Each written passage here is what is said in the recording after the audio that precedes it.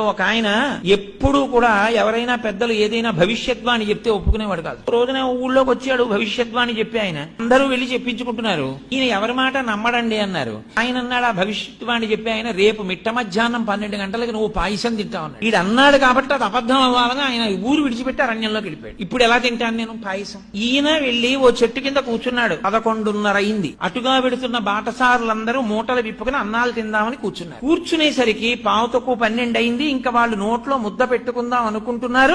దారి దొంగలు వస్తున్నారన్నారు. వీళ్ళందరూ విప్పిన మూటలు విప్పినట్టు వదిలేసి పారిపోయారు. ఈయనొక్కడు మాత్రం అయ్యి బాబు ఇప్పుడు పారిపోవడం ఎందుకు, మనం 12 అయిపోతోంది, మనం ఎవ్వరికంటా పనకూడదని ఓ చెట్టే ఆ చెట్టే ఎక్కి పైన కూర్చున్నాడు. దొంగలు వచ్చారు. 5 నిమిషాలు తక్కువ 12 అయింది. ఒరే మంచి ఆకలి మీద ఉన్నాం, భలే ఉందిరా, అన్ని పాయసాన్నాలే, ఒరే పాయసాన్నం మిగిలిందిరా తినేద్దాం అన్నారు. ఒరే ఆగండి, వాళ్ళు అన్ని పట్టుకెళ్లిన వాళ్ళు పాయసాన్నాలు ఎందుకు వదిలేశారా?